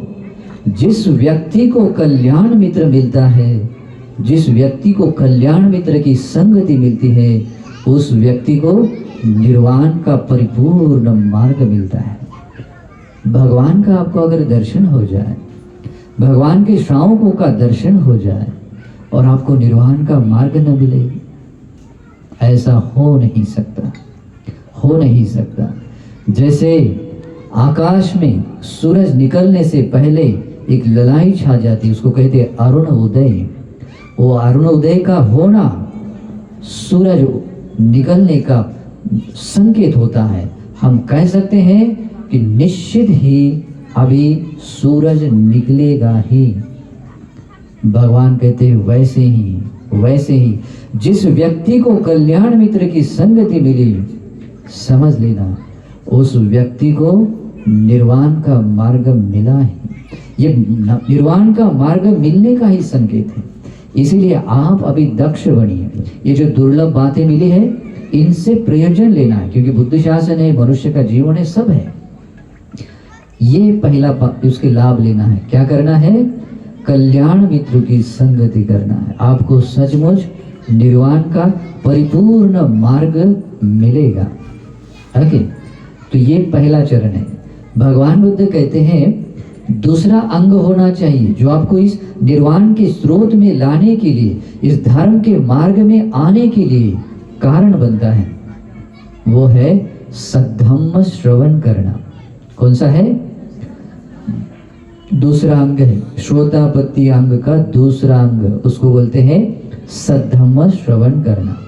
सद्धर्म श्रवण करने के लिए असत्पुरुष व्यक्ति के पास नहीं होगा, मतलब वो मिलेगा ही नहीं। जो बुरे लोग हैं, मिथ्या दृष्टि के लोग हैं, क्या वो सम्यक मार्ग बता सकते हैं? वो खुद ही भटके हैं, दूसरों को क्या रास्ता बताएंगे? अंध व्यक्ति को अगर किसी ने पूछा कि बेटा रास्ता कहाँ पर है, उसको लगेगा कि उसको नहीं दिख रहा है क्या कि मैं अंधा हूँ, उसको नहीं दिख रहा है क्या कि मैं अंधा हूँ। अरे उसको नहीं दिख रहा है कि मैं अंधा हूँ और मुझे पूछ रहा है, इसका मतलब वो अंधा है। और इसलिए क्या बोलता है, यहाँ से सीधा जाओ, यहाँ से ऐसे मोड़, वहाँ से वैसा मोड़, और वहाँ जाने के बाद इतने सारे फेरे मारने के बाद ओ ये मिलेगा, वहाँ पर तू जाकर मिल। ये जो पंडित पुजारी लोग हैं ना, आप लोग ऐसे ही बताते हैं। एक प्रॉब्लम ऐसा सीधा होता है, वो क्या बोलते हैं, यहाँ से यहाँ जाओ, यहाँ से यहाँ, ऐसे करके पूरा दुनिया का राउंड मार के यहाँ आ जाओ। ठीक है, वो ऐसे भटकाते तो आपको पैदल चलने के लिए भी भटकाते हैं। सोचिए वो रास्ते पर आदमी कितना भटकेगा, खुद अंधा आदमी, और इस अंधेरे रास्ते पर, इस अंधेरी दुनिया में अगर जाएगा तो कैसे नहीं भटकेगा। अरे इस अविद्या से ढके हुए, अविद्या अंधकार से ढके हुए इस दुनिया में और तृष्णा से बंधे हुए इस दुनिया में सम्यक मार्ग कोई और नहीं बता सकता, वो केवल मार्ग बता सकते हैं भगवान बुद्ध। भगवान बुद्ध ही एक ऐसे हैं जो इस निर्वाण मार्ग को बता सकते हैं। इसलिए आपको भी अगर इस निर्वाण मार्ग में आना है तो सत्पुरुषों की संगति करना। खाली ये वस्त्र धारण करने से सत्पुरुष नहीं समझना, उस व्यक्ति के भीतर के गुण धर्मों को देखना, उस व्यक्ति में सचमुच धर्म है क्या, विनय है क्या, और उस धर्म विनय को देखते हुए हो उसमें आपको गुरु दिखना चाहिए, उसमें आपको कल्याण मित्र दिखना चाहिए। और ऐसे कल्याण मित्र की संगति आपको मिली, आपको निर्वाण का मार्ग मिला है। क्योंकि ऐसे कल्याण मित्र के पास जाए तो कल्याण मित्र आपको धर्म की देशना देते ही है, देते ही है। भगवान ने ऐसा कहा है कि भिक्षुओं आप लोगों को धर्म की देशना तो देना ही है, चाहे जो हो धर्म की देशना देना ही चाहिए। उसके बहुत लाभ है। जैसे मैंने कुछ ही दिन पहले एक प्रवचन दिया था, है ना, YouTube पर आपको मिलेगा। तो इसमें देना ही है, तो देने से क्या मिलता है, स्वयं को भी धर्म के अर्थ को, मतलब अर्थ का बोध होता है, धर्म के ज्ञान का बोध होता है, और उसके अनुसार धर्म के अनुसार चलकर प्रतिफल पाने का सौभाग्य मिलता है, सुनने वाले को भी मिलता है। इस कारण से भी धम्म श्रवण करना ये दूसरा चरण है। इस मिले हुए दुर्लभ लाभ से आप प्रयोजन लेते हुए दूसरा प्रयोजन लेना है, वो सद्धम्म श्रवण करना, सद्धर्म श्रवण करना, और करना ही चाहिए। जब व्यक्ति को सद्धम्म श्रवण करने के लिए मिलता है तभी भगवान ने बताए हुए धर्म के अर्थ समझ में आते हैं। भगवान ने अगर एक बात कही और आप दूसरी तरफ जा रहे हैं, नहीं, बहुत बड़ा अनर्थ है। गलत तरीके से भगवान के धर्म को अगर समझ रहे हैं तो बहुत बड़ा अनर्थ होता है। सांप को अगर आप पूंछ की तरफ पकड़ रहे हैं, मध्य में पकड़ रहे हैं, तो सांप से खतरा होगा आपको। तो खतरा न हो, आपको खतरा कैसे बताता हूँ। ये आज खतरा ऐसे ही मोड़ लेते हैं, खास करके भारत के लोग। ये जो चाहे भिक्षु हो चाहे उपासक हो, भगवान बुद्ध के नाम से, भगवान की शिक्षा के नाम से अपने पॉकेट का ज्ञान बताते हैं, है ना, अपने पॉकेट का ज्ञान बताते हैं। तर्क के आधार पर अपने थोड़े छोटे इधर उधर की किताबें पढ़कर समझते कि यही अपना धर्म है, और यही गलती कर बैठते हैं। अरे हमारे लिए त्रिपिटक उपलब्ध है, जिस त्रिपिटक में भगवान की वाणी है, और ऐसी वाणी है सुविशुद्ध है, एकांततः परिपूर्ण एवं परिशुद्ध वाणी। और ऐसी परिशुद्ध वाणी रहते हुए भी उस वाणी पर कोई व्यक्ति डाउट लेता है, नहीं नहीं, ये इसमें बहुत सारे शब्द ऐसे आते हैं, जहाँ कहीं उसमें देव शब्द आया, जहाँ कहीं ब्राह्मण शब्द आया, जहाँ कहीं ऐसा कुछ सुगति वाला शब्द आया, दुर्गति वाला शब्द आया, लोक परलोक का शब्द आया, नहीं नहीं, लगता है कि अपना है ही नहीं। कितने अज्ञानी लोग हैं, है ना। और ऐसे लोग जब भगवान की वाणी समझकर जब बोलते हैं, बताते हैं, तो स्वयं तो मिथ्या दृष्टि है ही, लेकिन कितना बड़ा अनर्थ करते पता है। ये धर्म के विनाश के लिए कारण बनता है। जो व्यक्ति धर्म को अधर्म के रूप में बताता है, अधर्म को धर्म के रूप में बताता है, विनय को अविनय के बारे में बताता है, विनय अविनय है कहता है, जो विनय नहीं है उसको कहता है कि ये विनय है। छोटे विनय को बड़ा विनय बोलता है, बड़े विनय को नहीं, मामूली सा विनय है। ना, यही एक कारण है, यही एक कारण है धर्म के विनाश का। और ये विनाश का तो कारण है ही, लेकिन उस व्यक्ति को जो जैसे गलत जगह पर सांप को पकड़ने से जैसे अनर्थ हो जाता है, वैसे ही उसका अनर्थ होता है। तो अनर्थ में क्या होता है पता है, अनर्थ में वो संग भेद का पाप लगता है, और साथ में उसको दूसरी भाषा में कहे तो भगवान पर झूठा आरोप लगाने का पाप लगता है। तीसरी भाषा में कहे तो उसको आर्य उपवाद का पाप लगता है। और इस आर्य उपवाद के पाप के कारण वो दुर्गति नरक लोक में जाता है। वो दुर्गति लोक में एक रौरव नामक नरक लोक है, वहां पर वो जन्म लेता है। तो ऐसा विनाश अपना खुद का कर लेता है। इसलिए बहुत ही सोच समझकर बुद्धवाणी बोलना है। और जिस व्यक्ति को बुद्धवाणी बोलना आता है, उस व्यक्ति जैसा भाग्यशाली कोई नहीं है। दुनिया की बहुत बड़ी संपत्ति पाता है, सभी दानों को जीतने वाला पुण्य कमा सकता है, धर्म दान का पुण्य। तो हम लोगों को ये भी सौभाग्य है। तो इसलिए भी ये आजकल ये ऐसा होता है। भिक्षु लोग भी देखते हैं कुछ आता पता नहीं होता है। उपासक लोग भी धर्म प्रचार के नाम पर भगवान की गलत बातें बोलते हैं। लेकिन इससे क्या होता है, अपना तो विनाश होता ही है, दूसरों का भी विनाश करते हैं। और साथ में इस धर्म बुद्ध शासन को भी आयुष्य खत्म करते हैं। आप लोगों को पता है बुद्ध शासन का आयुष्य क्या है? भगवान बुद्ध का जो धम्म है, भगवान बुद्ध का जो विनय है, वही विनय बुद्ध शासन का आयुष्य है। और वो धम्म और वो विनय अगर ऐसे हमने नीचे कम कर दिया, वो भगवान के धर्म का उम्र कम कर रहा है। इसलिए भी सबसे बड़ी जिम्मेदारी होती है भिक्षुओं के ऊपर। भगवान बुद्ध के उपसंपदा प्राप्त जो भिक्षु लोग होते हैं, उनके ऊपर ये जिम्मेदारी होती है, क्योंकि उन्हीं के अंदर जो विनय स्थापित होते हैं, वही विनय तय करते हैं बुद्ध शासन की आयु। ये जो चीवर मिल रहा है ना, आप लोग इसे साधारण मत समझिए। ये चीवर दिखाई दे रहा है, ये बुद्ध शासन होने का प्रमाण है। ये तो होना ही चाहिए। लेकिन इस चीवर के अंदर विनय के अनुसार जो उपसंपदा प्राप्त भिक्षु हैं, वो उपसंपदा प्राप्त भिक्षु जब चारों परिशुद्ध शीलों में प्रतिष्ठापित होते हैं और उपोषित कर्म करते हैं हर 15वें दिन में, तभी वो उपोषित कर्म जिस समय में समापन होता है, समाप्त होता है, उसी समय उस भूमि प्रदेश में बुद्ध शासन स्थापित होता है, स्थिर होता है। देखिए नागपुर शहर कितना भाग्यवान लोगों का शहर है, पुण्यवान लोगों का शहर है। यहाँ बाबा साहब की अनुकंपा से पावन बनी ये भूमि है। और इसी कारण से यहाँ बहुत अच्छे ज्ञानी पुण्यवान उपासक उपासिकाएं हैं। और यहाँ भिक्षुओं लोग भी संख्या ज़्यादा है।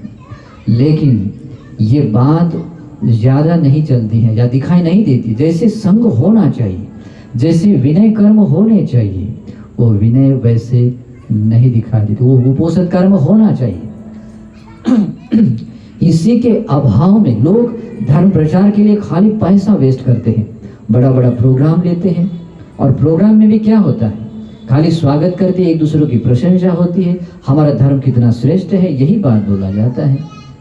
और सारा अगले दिन पैसा गायब, वो मेहनत भी गायब, आउटपुट कुछ भी नहीं है।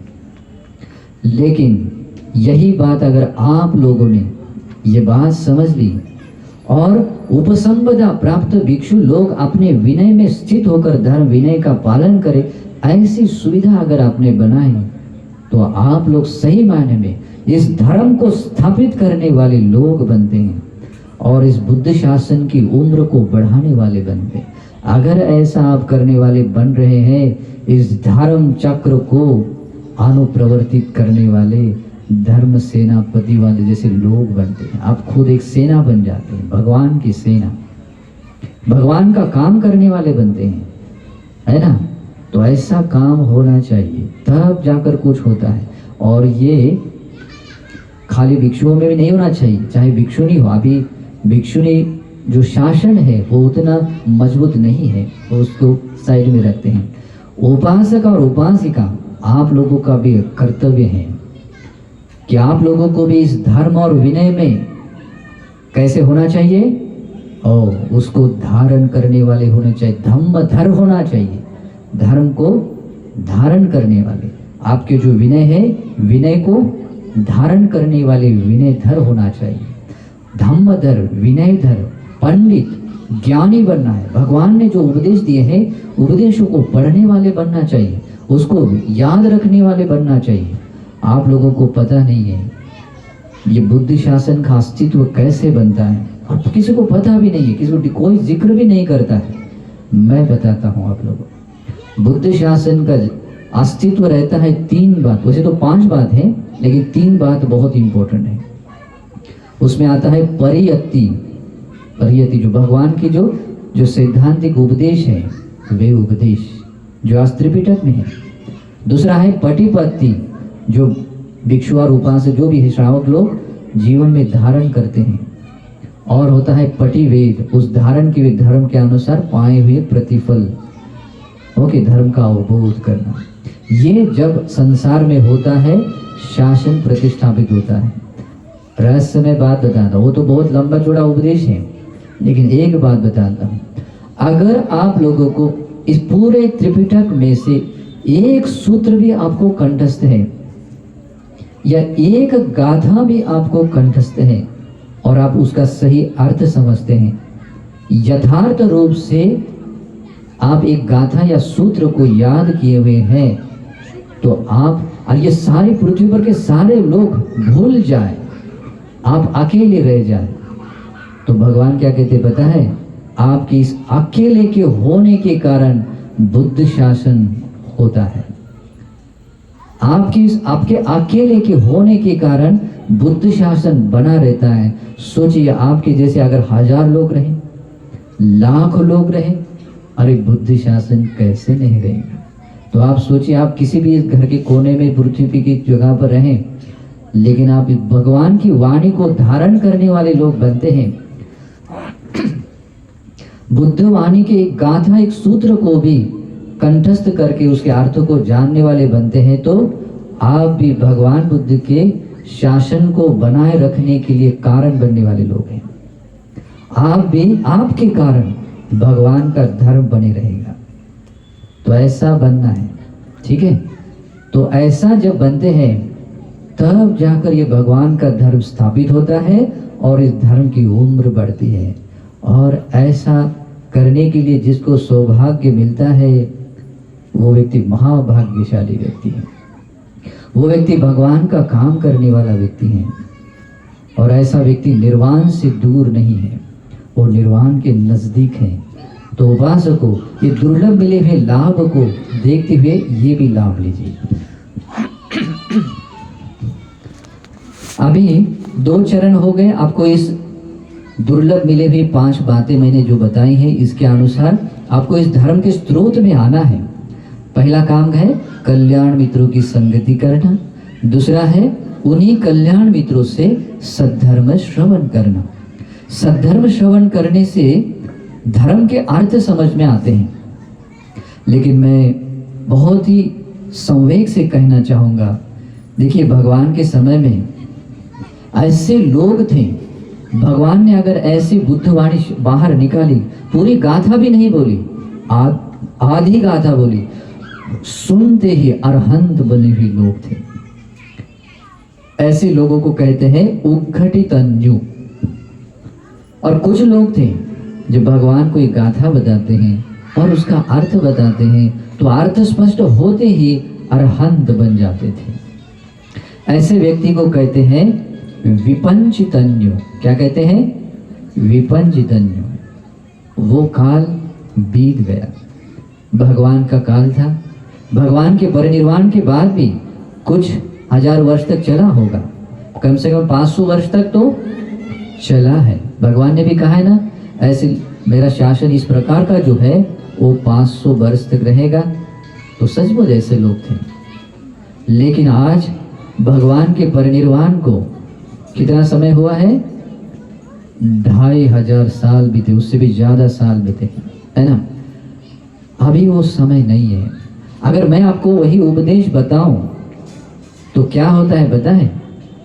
इस आसन से अगर उठे जागेंगे ना तो यहाँ सारा दिन खाली हो जाता है दिमाग। ओके, जैसे कोई आदमी ऐसा बैठा है और अपने पास में, है ना, अपने पास में कोई ऐसे लड्डू रखे या कोई फल रखे और उठते ही पूरे के पूरे नीचे गिर जाए, बस वैसे ही हो जाता है।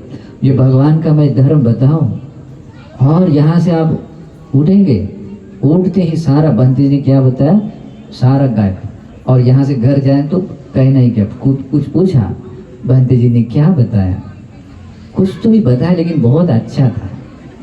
ओके, यही बात रहती।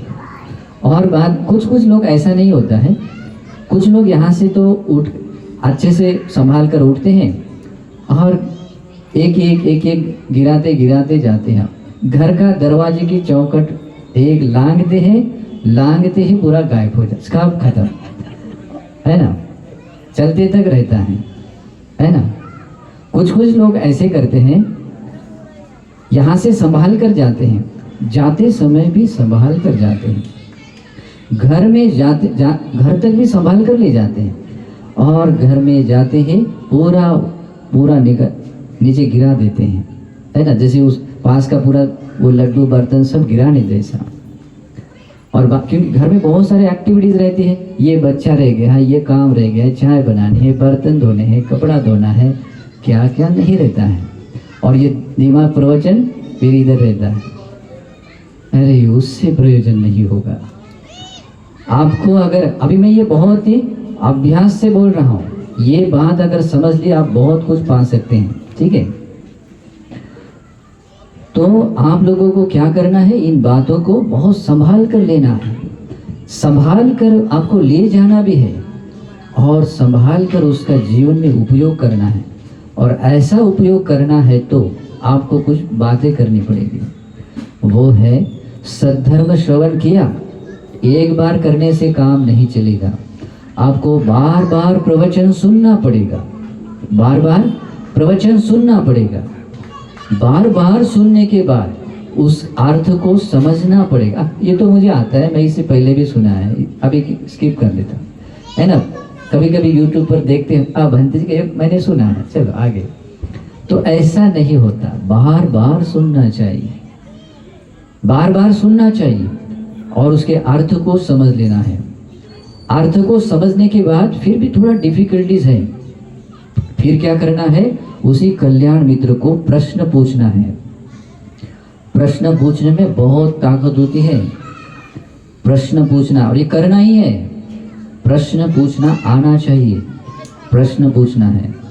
अगर प्रश्न पूछने के बाद में भी अर्थ थोड़े और पॉलिश हो जाते हैं, धर्म के अर्थ। भंते जी को पूछा, भंते जी ये क्या है, ये किस अर्थ से बताया है, मुझे लगता है ऐसा ऐसा होगा, क्या वो सही है, क्या मैं सही तरीके से आचरण कर रहा हूँ, क्या इससे मेरा मंगल होगा, क्या इससे मेरा अमंगल होगा, आदि प्रश्नों से आप जब उसको क्लियर कर देते हैं, आपकी जो अर्थ में पॉलिश आ जाती है। उसके बाद में भगवान कहते हैं आपको धर्म साखरचा करनी चाहिए। धर्म साखरचा यानी चर्चा करना चाहिए। जो सब ब्रह्मचारी गण हैं उनके पास जाकर वो धर्म के अनुसार चर्चा करनी है। ये मैं आप लोगों को निर्वाण मार्ग में आने वाला रास्ता बता रहा हूँ, इसको भूलना नहीं है। ओके, और ये मैं इतना सूक्ष्म अंगों के साथ क्यों बता रहा हूँ, क्योंकि भगवान के शासन को 2500 साल बीते, और अभी जो धर्म स्वभाव मनुष्य में फैला है, इसको अभ्यास करते हुए मैं कह रहा हूँ। ओके, इस कारण से हर एक, नहीं तो मैं डायरेक्टली 4 बातें बता देता और बात खत्म, लेकिन आपको इसको अपने जीवन का अंग बनाना है, सचमुच उसमें आना है तो ये बातें करनी है। जैसे कि कल्याण मित्र की संगति की, सद्धर्म श्रवण किया, सद्धर्म श्रवण में बार बार सद्धर्म श्रवण कर रहे हैं, उसके बाद उसी कल्याण मित्र को प्रति प्रश्न पूछ रहे हैं। सब ब्रह्मचारियों से, मतलब अपने बुद्ध भगवान के उपासक से, या जो भी आपके श्रावक है, सब ब्रह्मचारी गण है, उसके साथ धर्म साखरचा चर्चा कर रहे हैं। वो करना अनिवार्य है, उससे अर्थ और पॉलिश हो जाते हैं। उसके बाद में तब भी वो, अगर हमने कल तक किया, बाद में भूल भी सकते हैं, इसलिए उसकी सज्जायना करनी है। सज्जायना यानी उसका पाठ करना है, उस सूत्र को बार बार सज्जायना करनी है। जैसे महामंगल सूत्र है तो एवं में सुतंग एकं समयं भगवा सावत्यं विहरत, आदि रूप से पाठ करना है। कोई गाथा है, कोई धम्मपद की गाथा है, वो भी गाथा याद कर बार बोलना है। और इस तरह के उसको बोलते हैं सज्जायना करना। वो सज्जायना करने से आपके अर्थ और क्लियर बन जाते हैं। और स्पष्ट बन रहे हैं। उसके बाद में आपको उसके अनुसार वाणी से परिचित करना आना चाहिए। मतलब कम से कम आपने एक आदमी को सही कहीं ना कहीं तो बोलना चाहिए। नहीं बोल कोई नहीं रहता है तो खुद बोलना चाहिए। उसको बोलते हैं वचसा परिचिता, वाणी से परिचित करना है। ओके, और जब ऐसा हो जाता है तब आपके भीतर एक कंक्लूजन आता है, कहा ये भगवान ने धर्म इस अर्थ से बताया है। जब ये धर्म का ज्ञान आता है, इस ज्ञान को कहते हैं धर्म ज्ञान। और जो अर्थ समझ लिया था, समझ कर लिया था, वो कहलाता है अर्थ ज्ञान। क्या कहलाता है? एक अर्थ ज्ञान, दूसरा धर्म ज्ञान। ये दो ज्ञान जब आपके पास रहेंगे, उसके बाद आप भावना कर सकते, ध्यान कर सकते हैं। ध्यान भावना को आप भावित कर सकते हैं, चाहे वो शमत भावना हो, विपस्सना हो। उसी भावनाओं को जब करने की क्षमता आती है, उस अंग को, अभी तीसरा अंग कंप्लीट होता है, उस अंग को कहते हैं योनिसो मनसिकार। क्या कहते हैं? योनिसो मनसिकार। योनिसो मनसिकार यानी इस अर्थ ज्ञान के साथ, यानी भगवान बुद्ध ने जिस अर्थ से जो धर्म बताया है, उसी अर्थ से, उस धर्म ज्ञान के अनुसार जब व्यक्ति मनसिकार करता है, चिंतन बढ़ाता है, उस चिंतन को कहते हैं योनिसो मनसिकार। ये आपको निर्वाण के रास्ते, श्रोतापन्न बनने के लिए सहायक बनने वाला वो अंग बन जाता है। इसलिए तीसरा अंग है। अभी तीसरे अंग तक आने के लिए ये मैंने जो बीच का जो कड़िया बताई बहुत इंपॉर्टेंट है। क्यों? क्योंकि अभी वैसा ही टाइम पीरियड है। उसके पीछे कारण है। कारण ये है, मनुष्य का आयुष्य बहुत कम हुआ है। अभी लोग 100 साल जीते हैं क्या? भगवान के समय में 120 साल बीता, आज 100 साल के बहुत कम है। उसके बाद में उम्र कम होने से और कुछ चीजें बढ़ गई हैं। एक, स्मृति दुर्बल हुई है ना? स्मृति दुर्बल हुई है। भगवान ने बताए उपदेशों को याद रखने की जो क्षमता है वो ऐसी कम हुई है। उसके बाद में चित्त की क्लिष्टता बढ़ी हुई है। चित्त में क्लेश बहुत है। हम जैसे दिखते हैं ना बहुत मासूम निरागस, लेकिन अंदर है ना बहुत सारे क्लेश भी हैं। कभी कभी गुस्सा आता है, क्रोध है ना, लोभ है, द्वेष भाव आता है, ईर्ष्या, माया, मान, अहंकार, अतिमान, ये मत्सर, माया, शठता, ये सारे दुर्गुण है। और इसका प्रमाण लेवल है ना थोड़ा बढ़ गया है, और उसकी वजह है ये आयु प्रमाण भी कम हुआ है। देखिए आज ये भारत के लोग खास करके धर्म के रक्षा के नाम से कितने क्रूर बनते हैं, है ना? उनको लगता है कि मैं क्रूर बन के ये जो ऐसा कुछ को फिनिश कर दूंगा तो इससे मेरे धर्म की रक्षा होगी। अरे उस अधर्म को ही अपना धर्म बना रहे। इसलिए तीसरा चरण बढ़ता है, वो है अधर्म राग। अधर्म राग, मनुष्य का आयु प्रमाण कम होने से स्मृति दुर्बल हुई है, चित्त की क्लिष्टता बढ़ गई है और अधर्म राग बढ़ा हुआ है। इस कारण से बुद्धोपदेश एकांततः परिपूर्ण परिशुद्ध होने के बावजूद भी उसका जो अवबोध करने का लेवल है ना, ऐसा नीचे आया है। इस कारण से मैंने जो 4 कड़ियाँ बताते हुए जो बीच में जो कड़ियाँ बताई है, उन कड़ियों को भूलना नहीं है। यही एक राज है जो आप इस मिले हुए दुर्लभ लाभ से कुछ प्रयोजन ले सकते हैं, धर्म के महान प्रतिफल पा सकते हैं। अभी ये तीसरा चरण पूरा हुआ, कौन सा? योनिसो मनसिकार।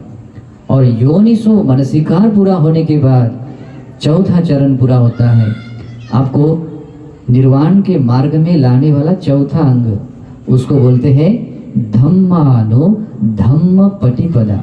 क्या कहते हैं? धम्मानु धम्म पटिपदा, यानी कि भगवान बुद्ध ने जिस अर्थ से जो धर्म बताया है उसी धर्म के अनुसार जब हम प्रतिपादन करते हैं, उसी धर्म में स्थित रहते हैं। तो धर्म में स्थित होना, धर्म के अनुसार चलना, ये चौथा चरण है जो आपको 100% भगवान का श्रावक बनाएगा, भगवान का पुत्र बनाएगा, भगवान की पुत्री बनाएगा। और इसीलिए भगवान बुद्ध ने कहा है, भगवान बुद्ध ने सभी श्रावकों को कहा, लेकिन भिक्षुओं को खास करके बोला है, धम्म दायादा भिक्खवे भवथ माँ आमिष दायादा। भगवान ने क्या कहा है, भिक्षुओं मेरे धर्म के दायाद बने। दायाद यानी वारिस पाने वाले, है ना, दायित्व, उत्तरदायित्व। उत्तरदायित्व कौन पाता है? पुत्र, है ना, पुत्र है तो दायित्व पाता है। और भगवान ने क्या कहा पता है, भिक्षुओं मेरे धर्म के दायाद बनो, धर्म के दायाद बनो। फिर ये बात भिक्षुओं को भी आती है, भिक्षुनियों को भी, उपासक और उपासिकाओं को भी आती है। अगर हम धर्म के दायाद बने, लेकिन भगवान ने दूसरी बात कही है, माँ आमिष दायादा, मेरे सिर्फ भौतिक संपत्ति के, यानी कि जो जो भौतिक चीजें हैं उसी के दायित्व पाने वाले मत बनो। यानी कि जैसे कोई विहार है, आश्रम है, उसका खाली आधिपति बनाकर रख दिया, उससे वैसा नहीं बनना। यहाँ तक कि भगवान की कोई चीज है, यहाँ हर एक चीज भगवान की है। ये जो बुद्ध विहार है ना, ये बुद्ध विहार भगवान का है, यहाँ हर एक चीज भगवान की है। और कोई भिक्खु खाली इसी चीज का स्वामी बन जाए, यहाँ की एक अगर सुई भी क्यों न हो उसी का स्वामी बनता है, तो खाली आमिष, मतलब क्या बोलते हैं, आमिष दायाद बनेगा। दायाद तो भगवान का पुत्र ही है, मतलब भगवान भिक्षु ही है। लेकिन भगवान ने क्या कहा, माँ आमिष दायादा, आमिष दायाद मत बनो, मेरे दायाद कैसे बनो, धर्म के दायाद बनो। और ऐसे पुत्र, और भगवान कहते हैं मैं आप लोगों के प्रति बहुत दयावान हूँ, बहुत करुणावान हूँ, और बहुत अनुकंपा से मैं आप लोगों को कह रहा हूँ कि मेरे धर्म के दायाद बनो। क्योंकि धर्म के दायाद बनने से जो आपका मंगल है वो आमिष दायाद से नहीं है। अगर आमिष दायाद से अगर आप स्वामी बने तो ये दूसरे लोग भी आपकी निंदा करते हैं, अरे कैसे लोग हैं, है ना, कैसे लोग हैं, विहार की कमेटी बनाकर पूरा कब्जा करके रखा है ना, कोई वहाँ चाबी भी किसी को नहीं देते हैं, बंदी जी को भी नहीं रखते हैं, है ना, यहाँ तक कि हर एक चीज पर अपना आधिपति ये करते हैं। और धर्म कुछ भी नहीं है, धर्म कुछ भी नहीं है। तो भगवान ने तो स्पष्ट कहा है कि मेरे आमिष दायाद नहीं बनना है। और ये जब बनते हुए देखते हैं ना, सचमुच दूसरे लोग इनको बहुत टोकते हैं। सामने भले ही वो कुछ नहीं बोलेंगे, लेकिन जब भी उधर चार लोगों के बीच मिलते हैं, अरे वो तो ऐसे ही लोग हैं, है ना, धर्म से शून्य है, भगवान के प्रति श्रद्धा भी नहीं है, धर्म के प्रति भी नहीं है, संघ के प्रति भी नहीं है। और बुद्ध विहार को कभी कभी तो ऐसा भी दुरुपयोग कर लेते हैं। तो ऐसे जो वचन बोलते हैं ना, तो भगवान कहते हैं ये निंदा, ये खाली आपकी नहीं है, ये निंदा मेरी भी है, ये निंदा मेरी भी है। तो आप लोगों की नहीं है, आप लोगों तो है ही, अरे ये भगवान की श्रावक है, भगवतो सावक संगो, उसके हर एक सामने के भगवतो, भगवान के ही बोलते हैं। उसको एक दूसरा नाम आता है, उसको बोलते हैं शाक्य पुत्रीय श्रवण। शाक्य पुत्री, उस समय में एक शब्द प्रचलित था, वो भिक्षुओं को शाक्य पुत्र बोलते थे, शाक्य पुत्र। तो वे लोग कैसे शाक्य पुत्री श्रवण है, जो आमिष दायाद बने हैं। लेकिन भगवान ने क्या कहा, ओ धम्म की दायाद बनो। और ये सबके लिए है, हम सबके लिए है। इसीलिए भी खाली आमिष दायाद नहीं बनना है, आमिष दायाद नहीं बनना है, धम्म दायाद बनिए। और धम्म दायाद बनते हैं तो, भगवान के पुत्र बनते हैं तो आपको दायित्व के रूप में आपको मिलता है निर्वाण का महान प्रतिफल। दायित्व के रूप में आपको महान प्रतिफल मिलता है। उस फलों में दायित्व है श्रोतापन्न होना। श्रोतापन्न का फल आपको मिलता है, ये दायित्व आपको मिलता है। चाहे भिक्षु हो, चाहे उपासक उपासिका हो, अगर ऐसे दायित्व वारिस पाने वाले बनते हैं तो आपका जीवन कितना धन्य हो जाएगा। और यही दायित्व है श्रोतापन्न बनना। और यही दायित्व पाने के लिए मैंने ये श्रोतापत्ति के अंग बताए हैं। और ये 4 श्रोतापत्ति के अंग आपको इसीलिए बताए हैं ताकि आपको इसके अनुसार प्रतिपादन करते हुए ये दायित्व आप पाना आ जाए। और दायित्व अगर आप पाने वाले बने, कम से कम श्रोतापन्न भी बने, या उससे भी कम श्रोतापन्न बनने के मार्ग पर आरूढ़ श्रद्धानुसारी धम्मानुसारी इतने भी बने, तब भी आपका मंगल हो गया, तब भी आप भगवान के सच्चे श्रावक हैं। ठीक है, तो ये उपदेश याद रखिए। तो इस उपदेश से आपको और 2 मतलब साधारण रूप से ये चीज़ें मिलती हैं जिसको श्रोतापन्न कहते हैं। श्रोतापन्न व्यक्ति की भगवान के प्रति श्रद्धा अकम्प्य होती है, धर्म के प्रति श्रद्धा अकम्प्य होती है, संघ के प्रति श्रद्धा अकम्प्य होती है, और अरहंतों को प्रिय लगने वाला शील उस व्यक्ति के पास में होता है। ये 4 चीज़ें अगर आपके पास में है, समझ लेना वो व्यक्ति श्रोतापन्न है। जैसे आप किसी शीशे में अपनी परछाई देखते हैं, स्नान करके आने के बाद आप परछाई शीशे में देखते हैं तो अपने बारे में बता सकते हैं कि आप कैसे दिख रहे हैं, क्योंकि शीशा है जो आपको दिखा रहा है। भगवान कहते हैं ऐसी ही बात है, जिस समय में आपको इन 4 गुणधर्मों में खुद को देखना आता है, ये धर्म का शीशा है, ये धर्म का शीशा है। और इस धर्म के शीशे में जब आपका खुद का प्रतिबिंब उसमें दिखाई देता है, हाँ, उसमें जो दिख रहा है वैसे मैं हूँ, जो मैं हूँ उसमें दिखाई दे रहा हूँ। तो धर्म के शीशे में जब आपको देखना आ गया, समझ लेना आप श्रोतापन्न बने। और ऐसा अगर जीना आ गया तो भगवान का सही सम्मान है, भगवान के धर्म का भी, संघ का भी सम्मान है। और इससे आप हमेशा ऐसे उन्नति करते हुए अपना जीवन मंगल में बना सकते हैं। ठीक है, तो ये उपदेश बहुत गंभीर है, इसको याद रखना। हर एक चरण को, अभी मैंने कह दिया ना, उसको संभाल कर ले जाना है और गिराना भी नहीं है। और उसको संभाल कर जाकर पूरा याद रखते हैं, और याद रख के उसका अनुस्मरण करते हुए उसमें प्रयोजन लेना है। बहुत मंगल। ये दुर्लभ लाभ मिला है, 5 मैंने बताए, उसके अनुसार ये 4 श्रोतापत्ति अंग पूरा कर सकते हैं। और श्रोतापन्न बनाने वाले 4 धर्म गुणों को अपने में वो आप देख सकते हैं, और ऐसे भगवान के पुत्र बन सकते हैं। तो आज भगवान के परिनिर्वाण के बाद 2500 साल बीतने के बाद हमें ऐसा भगवान के पुत्र बनने का सौभाग्य है। तो ये जो वैशाख पूर्णिमा के शुभ अवसर पर भगवान के सम्मान में ये जो हमने धर्म देशना और ये पुण्य क्रियाओं का आयोजन किया था, मैं आशा करता हूँ कि इस पुण्य क्रियाओं से सचमुच ही आप इस धर्म के अनुसार प्रतिपादन करते हुए, धर्म का जीवन जीते हुए भगवान का सही सम्मान करने वाले बनेंगे, भगवान के सच्चे पुत्र, भगवान की सच्ची पुत्रियां बनकर। ठीक है, तो ये धर्म देशना भी आप लोगों को इसीलिए हेतु प्रत्यय बने, इस सद्भाव से मंगल कामना करता हूँ।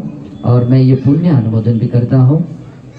मैंने ये जो सभी दानों को जीतने वाला धर्म दान दिया है, तथा अन्य भी जो भी बुद्ध पूजा आदि करते हुए जो मैंने पुण्य अर्जन किया है, यह अर्जित किया हुआ समग्र पुण्य इस विहार में रहने वाले भांति जी को अनुमोदन करता हूँ। इस विहार के निर्माण कार्य में जिन जिन लोगों ने अपना योगदान दिया है, और हर एक उपासक उपासिकाओं को ये मेरा सारा पुण्य अनुमोदन करता हूँ तथा इस विहार के कार्य को चलाने के लिए चारों प्रत्ययों से सेवा करने वाले, भगवान की सेवा करने वाले, संघ की सेवा करने वाले सभी उपासक उपासिकाओं को समान रूप से ये पुण्य अनुमोदन है तथा इस पुण्य कार्य में सम्मिलित हुए आप सभी लोगों को भी ये पुण्य समान रूप से अनुमोदन है। आप लोगों के परिवार में रहने वाले आपके माता पिता, भाई बहन, रक्त संबंधी, हितेश मित्र आदि सबको ये पुण्य समान रूप से अनुमोदन है। इस पुण्य के अनुमोदन से आप सभी लोगों को सभी प्रकार की सुख शांति मिले, आयुष्य आरोग्य बल मिले, आप लोगों को देवताओं द्वारा धार्मिक आरक्षा मिले और ये पुण्य आपको सुख से धर्म जीवन जीकर भगवान का सच्चा पुत्र बनकर महान प्रतिफल पाने के लिए एकांततः हेतु प्रत्यय बने अनुमोदन है, आशीर्वाद है। सुखी निदुखा निरोगा हन्तु निब्बानस्य पच्चयो होतु। सुखी हो, भला हो, मंगल हो।